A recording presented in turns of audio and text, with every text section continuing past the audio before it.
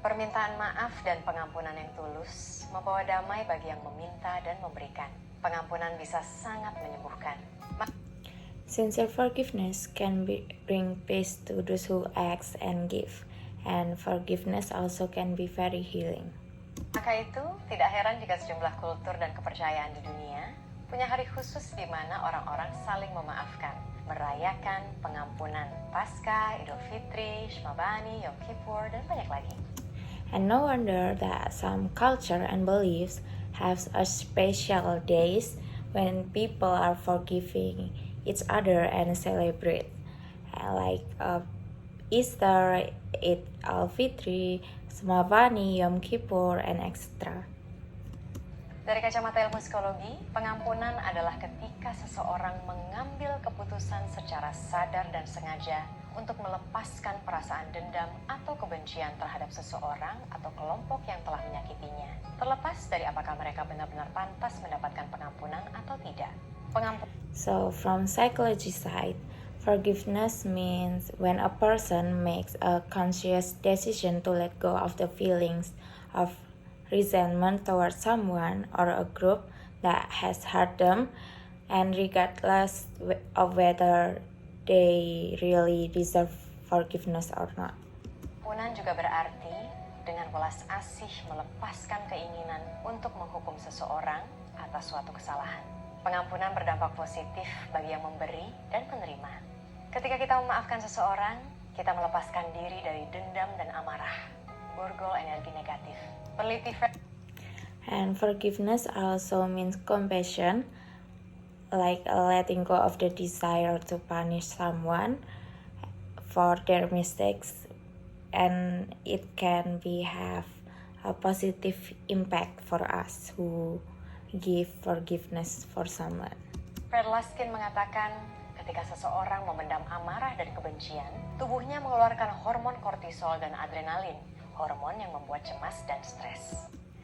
Fred Laskin say that when someone keeps their anger, their body release cortisol hormones and adrenaline, which makes them really anxious. Studi juga menunjukkan amarah yang luar biasa juga bisa meningkatkan resiko penyakit jantung. And studies also say that big anger, like when you are really angry, can increase the risk of heart disease. Sebaliknya, pengampunan menyehatkan mental, mengembirakan hati, menenangkan hidup, dan membuat kita lebih terhubung dengan sekitar. And on the other hand, forgiveness really make your mental healthy, makes the heart happy and calm life, and then also make us more connected with people. Apakah memaafkan berarti melupakan kesalahan yang pernah terjadi? Para ahli yang mempelajari dan mengajarkan pengampunan menekankan, memaafkan bukan berarti mengabaikan, melupakan, atau bahkan menyangkal keseriusan perlakuan buruk orang lain terhadap kita, atau menganggap kesalahan yang terjadi itu tidak apa-apa. And thus forgiving means forgetting. The researcher emphasized that forgiving does not mean ignoring or forgetting or denying the bad treatment of others toward us and assuming that their mistakes are okay. Pengampunan juga bukan berarti kita harus berdamai dengan orang yang telah merugikan kita atau melepaskannya dari pertanggungjawaban hukum jika ada. And forgiveness also does not mean that we have to make peace with the person who harmed us or hurt us and release them from the legal accountability if there is one. Kita bisa memaafkan di saat yang sama mengakui trauma yang kita alami sangat buruk dan nyata. Memaafkan bukan menghapus masa lalu yang pahit, tapi mengingat kembali luka itu dengan bingkai baru yang bisa membawa kita ke kondisi hati yang lebih baik. Misal, and we can forgive, which means admitting or validating our trauma that we experience. And forgiveness does not mean erasing the bitter past, but remembering the one with a new perspective so that it can bring us to a better condition, to peace condition. Anda ingat waktu kecil sering dipukuli orang tua. Setiap teringat hal itu, hati Anda terluka. Untuk memaafkan, Anda bisa mengingat dan menjadikan pengalaman sulit ini pelajaran untuk tidak mengulang kesalahan yang sama, menjadi orang tua yang hadir dan mampu mendidik anak-anak Anda dengan bijaksana. Memang, butuh kesadaran penuh untuk mengubah luka menjadi motivasi ke arah lebih baik. Latih terus kesadaran ini. And for example, when we were child, our parents often hit us and our hearts really hard to forgive them and make that experience to a lesson so we don't repeat the same mistake, so that we become parents, we can be a good parents, be a wise parents, and practice this awareness. Anda bisa. Kita, manusia, adalah makhluk yang sangat tidak sempurna. Baiknya kita tidak sukar memaafkan, karena dalam perjalanan hidup, pasti akan ada saat di mana kita butuh dimaafkan.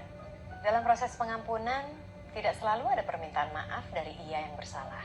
Karena berbagai alasan, bisa karena dia malu tapi gengsi, khawatir kelihatan lemah atau bodoh, atau bisa karena dia tidak paham apa yang ia lakukan secara sengaja atau tidak sengaja itu telah menyakiti Anda. And as we know, humans are imperfect creature, and in our life journey, there must be a time whether we have to apologize or we have to give forgiveness to someone. But there is always someone that don't ask us for forgiveness, and there is not always an apology from that person because they could be shy, they could be really worried that they look weak when they are admitting that they have mistake for us, and maybe they doesn't know that it hurt us. Ketika kondisinya seperti ini pun, Anda masih bisa memaafkan. Karena pada akhirnya, ketika Anda mengampuni, Andalah yang merasakan manfaat paling besar, mencapai damai dalam diri. Pengampunan yang tulus membebaskan kita dari perasaan negatif agar bisa melanjutkan hidup dengan tenang di sisa waktu yang ada. It's about letting go to move on to a better state of being. And when you forgive, the ones who feel benefit is us. That is freeing us from the negative feelings so we can move on to a better life and we live in peace. Bagaimana cara memaafkan? Perlu proses di mana kita mengakui amarah, merasakan sakitnya, memahami luka itu, hingga akhirnya sampai ke pengampunan. And how do you forgive? It needs process. And lebih detailnya, menurut psikolog Robert Enright, ada 4 langkah pengampunan. 1. There are 4 steps forgiveness by Robert Enright. Singkap dan pahami amarah dengan menelusuri akarnya.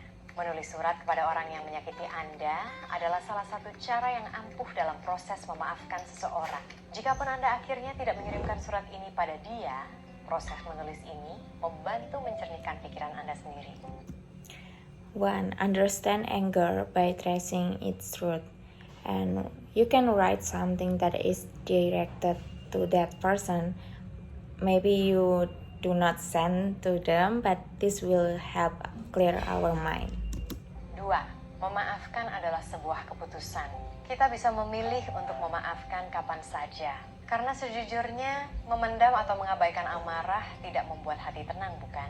Memaafkan membantu kita maju dari trauma yang berpotensi memborgol kita ke masa lalu.